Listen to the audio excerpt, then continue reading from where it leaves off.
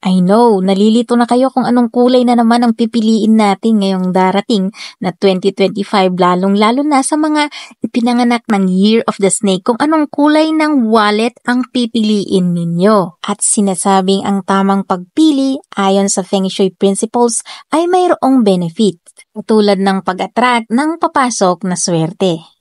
Okay guys, narito ang mga maswerteng kulay ng wallet kung kayo ay bibili ngayong 2025 ng inyong maswerteng kulay ng wallet ngayong Year of the Wooden Snake. Number 1, Classic Black. Maganda itong kulay ng wallet at mayroon itong simbolo na makapangyarihang kulay at nauugnay ito sa isang matatag, matalino at makapangyarihan. At ang kulay itim ay sumisimbolo ng pagkontrol at matibay na pundasyon sa pananalapi. At ang pangalawa naman na maswerteng kulay sa pagpili ng wallet ay ang rich green. At ang kulay na rich green ay kumakatawan sa pag-usbong at pag-unlad. At sa Feng Shui principles, sumisimbolo ito ng sigla at kasaganaan. At ang kulay rich green para sa wallet ay sinasabing nakaka-attract ito ng swerte. At ang pangatlo ay ang elegant gold. At ang elegant gold ay hindi lang ito basta kulay, nagpapahayag ito ng kayamanan at kasaganaan. Sinisimbolo rin ang kulay na gold elegant, ang kaunlaran at tagumpay. At sinasabing kapag ikaw ay nagdadala ng kulay ginto na wallet, ay mas malapit ka sa mga opportunities sa pag-usbong ng pananalapi. At ang pang-apat na pagpili sa maswerteng kulay ng wallet ay ang serene blue o ang kulay na asul. Ang kulay na asul ay nakakatulong ito upang mapagaan ang iyong stress. At ang kulay asul ay nagbibigay ito ng kalmadong impluensya sa pag-promote sa mga mahusay na desisyon at pagpapanatili sa pangangailangan sa pananalapi. At ang panglimang maswerteng kulay kung kayo ay mamimili or magpapalit ng inyong wallet ay ang bold red. At sa Chinese Feng Shui, ang kulay na pula ay nangangahulugan ito at nagbibigay ng swerte para sa kanila. At ang kulay pula ay alam natin na sumisimbolo ito ng matinding passion o ang pagmamahal at ang malakas na enerhiya.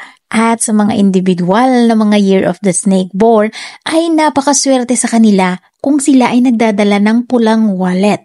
Dahil nakaka-attract ito para sa kanila ng matinding positibong enerhiya at matagumpay na pananalapi.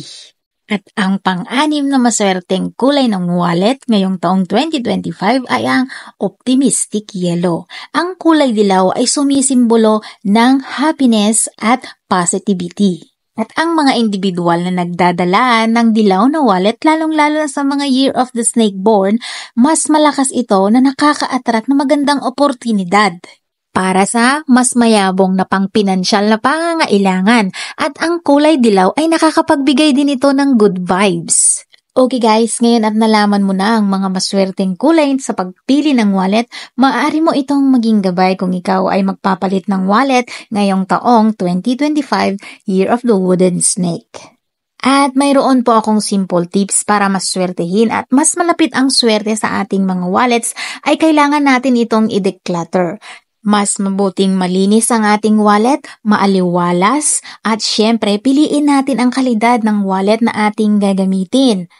Tanggalin natin sa ating wallet ang mga bagay na hindi na natin kailangan katulad ng mga lumang papel, lumang resibo, at kung ano-ano pang bagay na nakakasagabal sa pagpasok ng swerte sa ating wallet.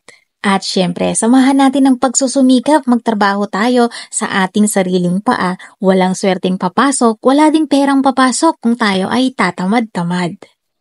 Okay guys, hanggang dito na lang ulit at ang mga detalye at mga na-share ko pong idea sa inyo ay maaari ninyong i-check o maaari ninyong i-click sa description dito sa ibaba. Ako po ulit si Mami Love, Domestic Helper, Hong Kong. Maraming salamat po sa inyong suporta at panonood lagi sa aking mga videos. Huwag kalimutan pong i-share, mag-comment po kayo at i-subscribe ang aking channel para updated kayo sa mga susunod ko pang mga uploads. Maraming salamat! Happy New Year and Happy Chinese New Year 2025 Year of the